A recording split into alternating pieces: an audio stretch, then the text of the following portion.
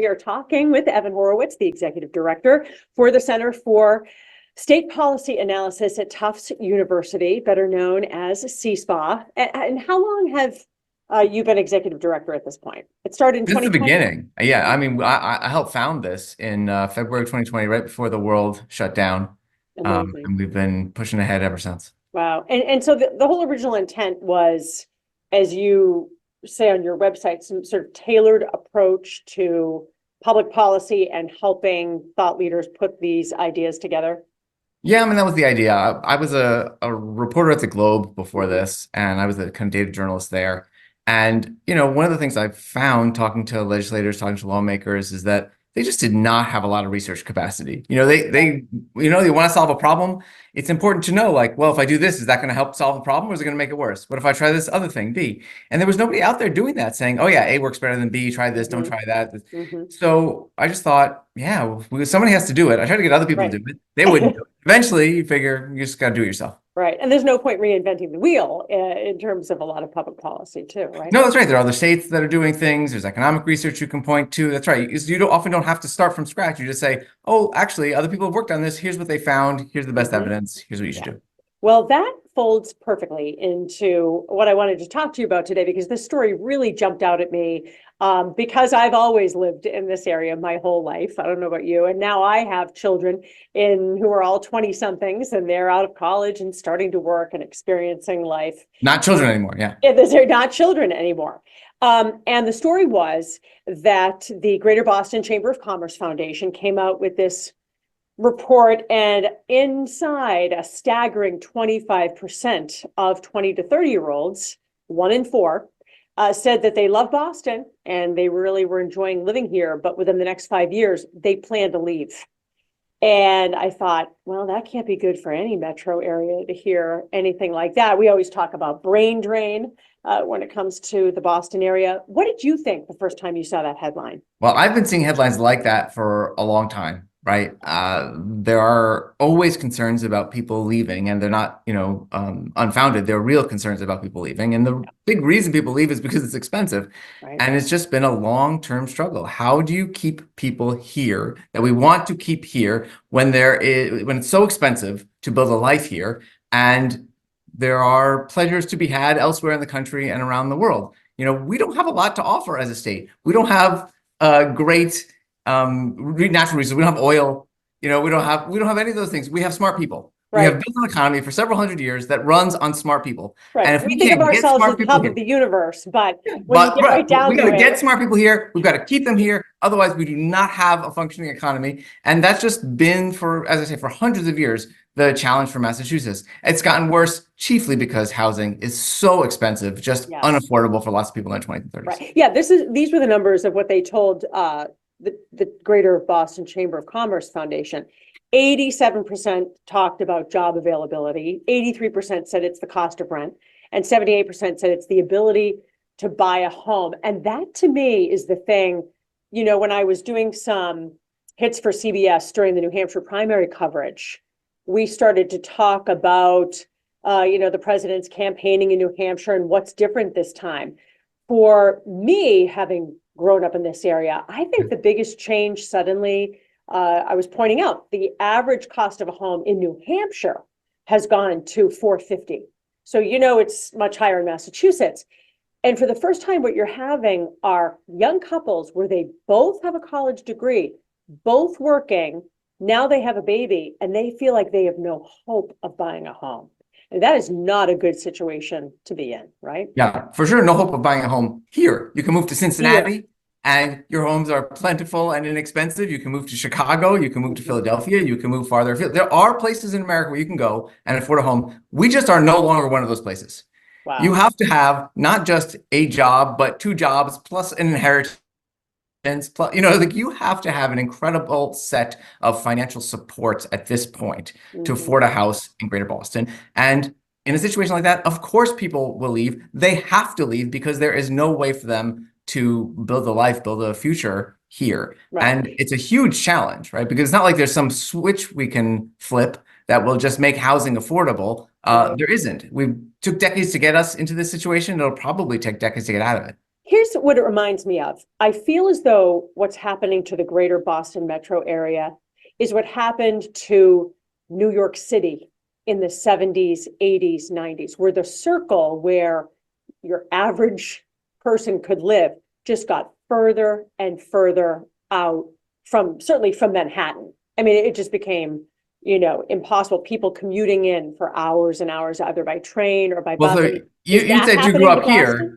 I grew up in one of those rings of Manhattan. I grew Yeah, up in Stamford, Connecticut. So we were like an right. hour outside, and my dad woke up at 5 a.m. so he could commute into the city, and it was Yeah. 2 hours each way. And like that was the life that we had in the 80s and 90s. And yeah, now in some ways, that's actually gotten easier because of remote work, right? Like Yes. even if we become a place of rings and people live further and further out, that's Mhm. more manageable, at least for professional jobs, than it Yeah. used to be, because maybe you commute 2 days a week. Maybe you never commute, right? So you can live farther away.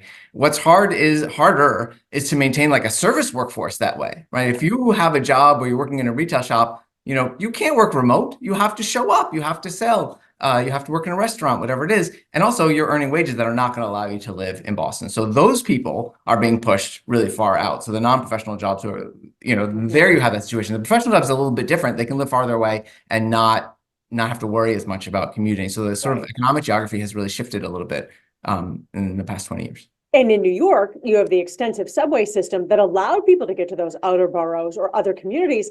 Boston is not known for having a great public transportation system. No, although that's something we could also change, probably again, not overnight, but over time. Yeah. We have the skeleton of a very effective system. We have both the T and commuter rail. You could, with some investments, make the T much more reliable and turn commuter rail into a much more kind of regional rail-like system where the trains run more regularly and it Mhm. benefits commuters.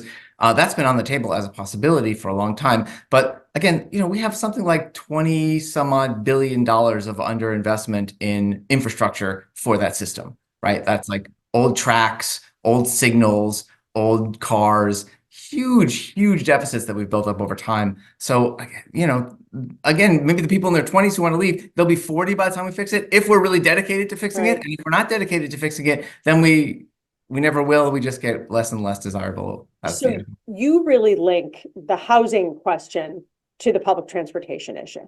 That I if don't more know. investments were made, people could afford to live further out and get into Boston. Okay. So I think they're linked in a couple ways. One way they're linked is they are both symptoms of a deep political dysfunction of the last few decades and a failure to invest in necessary public infrastructure, right? Whether it's on the housing side or on the transportation side. So there we have like just years of underinvestment has put us in this place. That's quite similar. I think, in terms of like, if we had a more robust transportation system, would it make housing more affordable? Maybe, maybe not. You mentioned New York has a more robust transportation system, housing quite unaffordable, because it Yeah. actually makes the area more desirable. The key thing for housing affordability is just the number of houses. Do you have enough houses? Do you have enough places for people to live? That's really the key variable. We clearly do not. We are tens, maybe hundreds of thousands of housing units short of what we actually need. Mhm. And that's just the kind of thing that takes, years, as I say, years, decades of underinvestment. So I do think it would be very valuable to invest in transportation networks.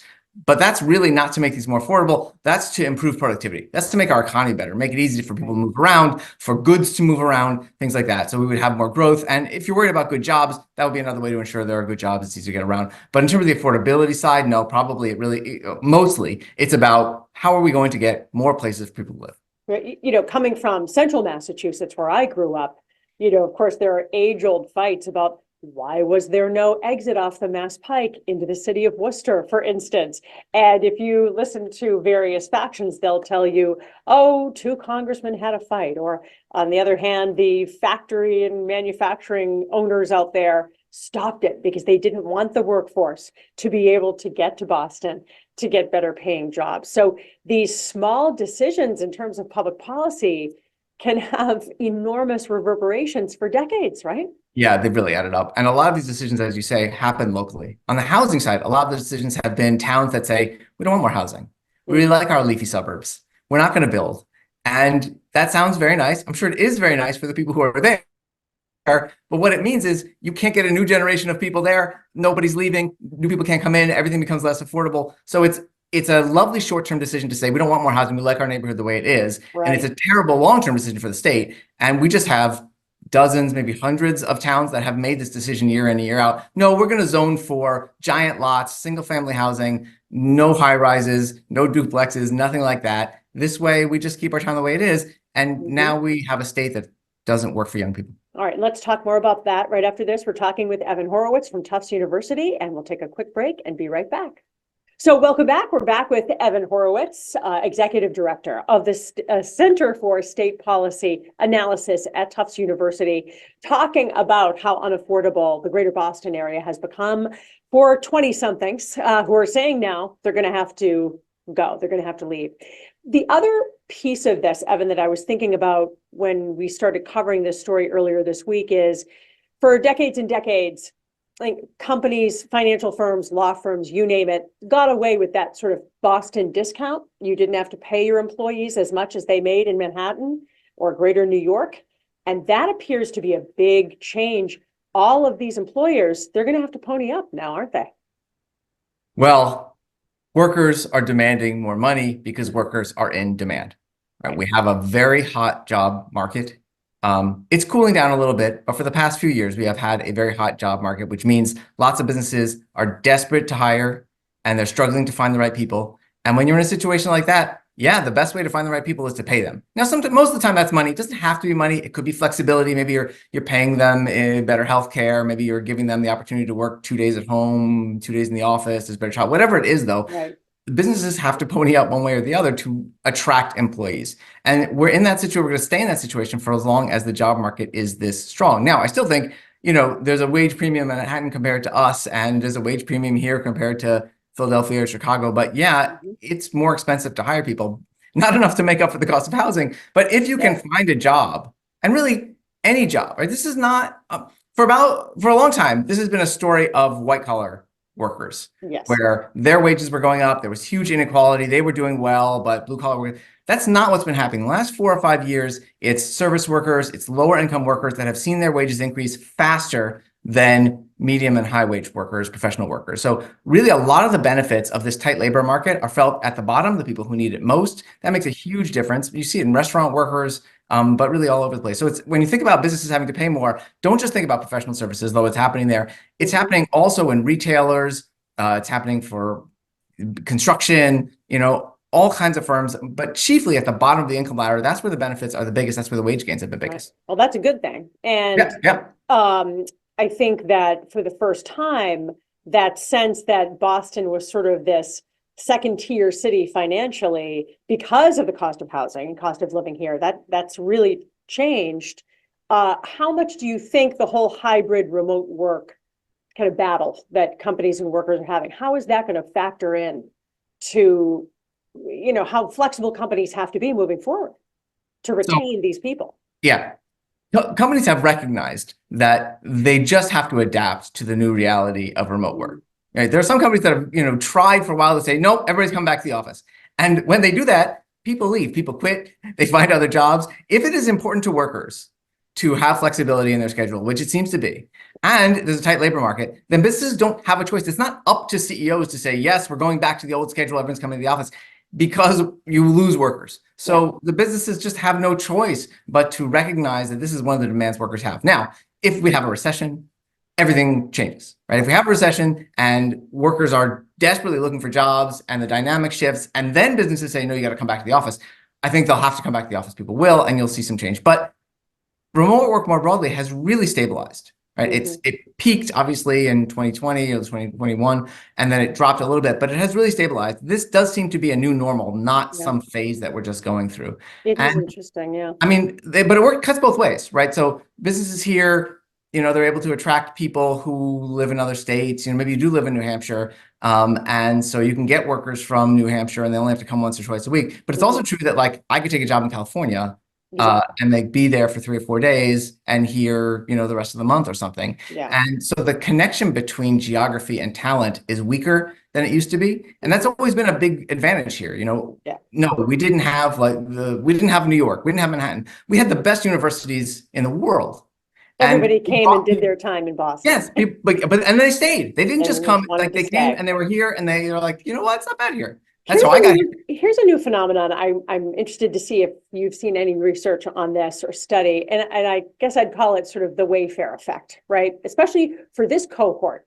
You're maybe, 22-year-old college graduate to 28, and they'll get hired in huge numbers by a company like a Wayfair that teaches them e-commerce, teaches them really how to navigate within an industry. And then as soon as there's a blip and they want to goose the stock a little bit or make the shareholders happy, they do a huge layoff of the 1,500 or 2,000 people they just hired. So you kind of have this constant churn and burn of post-college graduates while there's sort of a group of MBAs running the company at the top.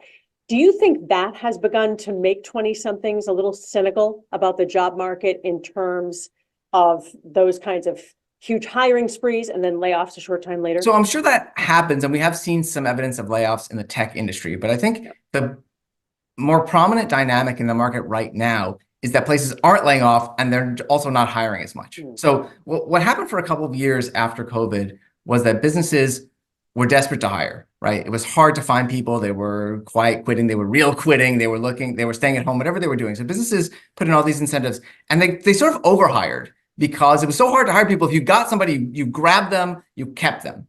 And the legacy of that is, you know what? We have all these people, and we probably have too many people, but also we remember we were scarred by how hard it was to hire people. So we don't want to want to lay people off because then we'll have to hire again. What we're going to do is we're just going to stop hiring, and then there'll be some attrition. Some people will move naturally, or they'll retire, whatever it is, and we'll get back to our normal level that way.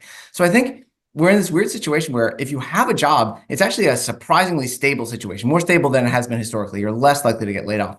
If you don't have a job, or you're looking for a job though, it's a little bit harder than it seems otherwise. Like, unemployment is low, but it can be hard to get in the door because lots of companies are overstaffed and they're not hiring. They're just not laying off. They're waiting for attrition to get them back to the level. It's a strange kind of situation. So if you have a job, you're in a really stable position. If you're out of work, you might be finding that it's harder to find work than the unemployment numbers would suggest. That's very, very interesting. The other ticking bomb, I remember doing a story on this, 15 years ago, is that as the baby boomers are retiring every single day and are aging out of the workforce, I mean, there are a lot of job openings that are going to be left in their wake.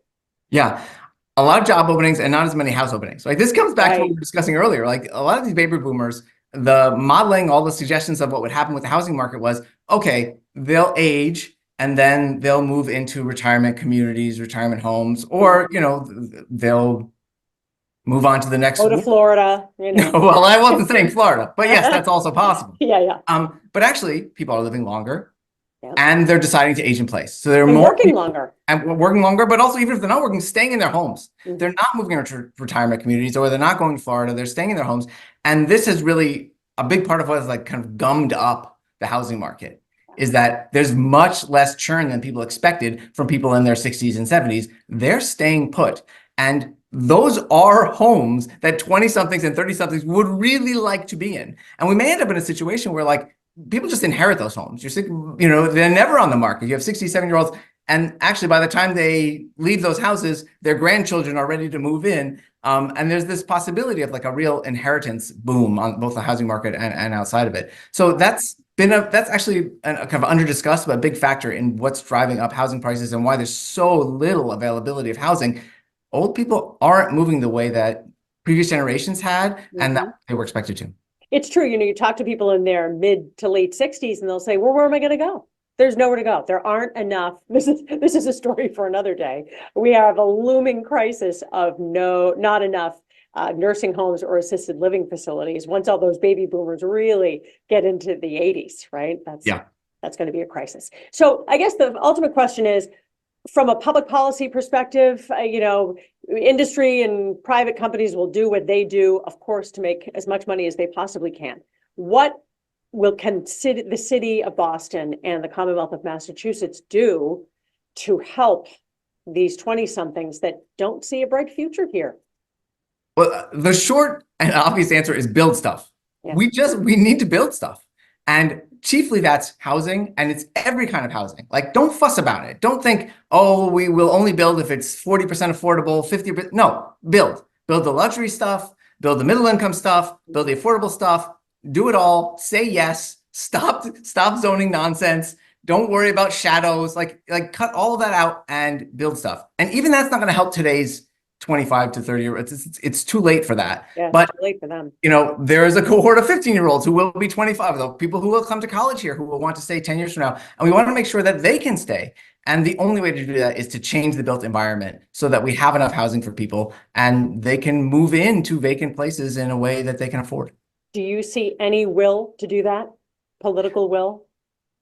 So I see a real split.